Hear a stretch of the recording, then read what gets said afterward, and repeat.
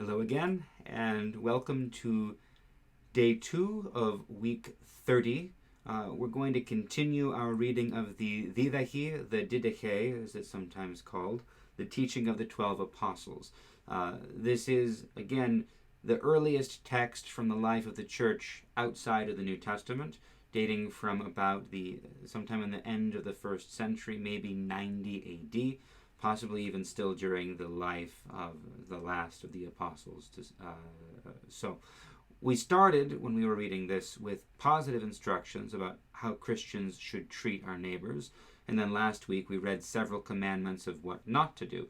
This week we're going to elaborate on those commandments, going into more detail about what sins to avoid, how to avoid them, and how we should live instead. So, to do and not to do. My child, flee from evil of every kind and from everything resembling it. Do not become angry, for anger leads to murder. Do not be jealous or quarrelsome or hot-tempered, for all these things breed murders. My child, do not be lustful, for lust leads to sexual immorality. Do not be foul-mouthed or let your eyes roam, for all these things breed adultery. My son, do not be an augur, a fortune-teller, since it leads to idolatry. Do not be an enchanter, or an astrologer, or a magician, or even desire to see them, for all these things breed idolatry. My child, do not be a liar, since lying leads to theft. Do not be avaricious or conceited, for all these things breed thefts. My child, do not be a grumbler, since it leads to blasphemy. Do not be arrogant or evil-minded, for all these things breed blasphemies. Instead, be humble, for the humble shall inherit the earth. Be patient and merciful and innocent and quiet and good, and revere always the words that you have heard. Do not exalt yourself or permit your soul to become arrogant. Your soul shall not associate with the lofty, but live with the righteous and the humble. Accept as good the things that happen to you, knowing that nothing transpires apart from God. So, what we see here is really just a further expansion of the Ten Commandments. And what the apostles are doing here is kind of explaining how smaller sins, the sort of sins that we might tend to justify or shrug and say, well, is it really a sin? You didn't hurt anybody. How these are the gateway to greater sins. So we're really developing from the great commandments in the Ten Commandments what not to do. So we know not to murder, but then they say, so don't be angry, don't be jealous or quarrelsome or hot-tempered. All of these things are the first steps toward violence and murder. And it says, don't be lustful, don't be foul-mouthed, don't let your eyes roam, because all of these things lead to sexual immorality and adultery. Talking about sin and thinking about sin can lead to doing sin, is what they're saying.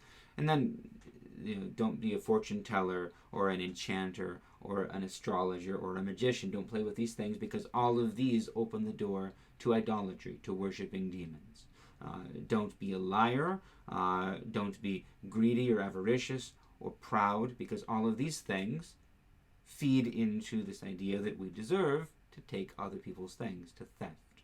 And don't grumble, and don't be arrogant or evil-minded, because all of these things lead to blasphemy, to denying God or being angry at God. So these are statements about how we need to police our minds as well as our actions, and recognize that what we allow into our mind and to our mouth, this is the sort of thing that begins to corrupt us.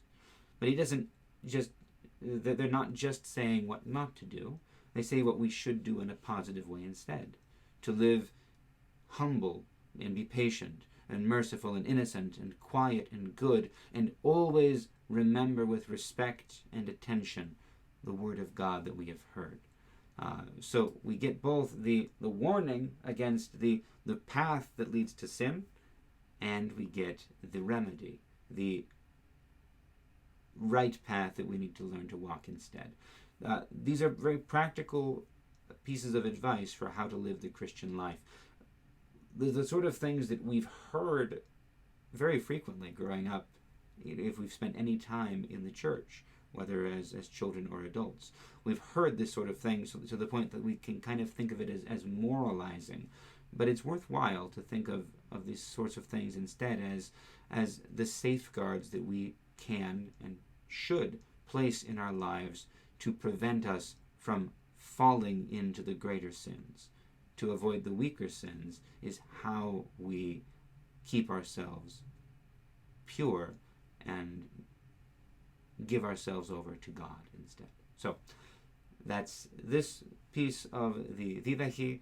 We'll read some more next week. For now, God bless you all. I'll see you on day 3 of this week.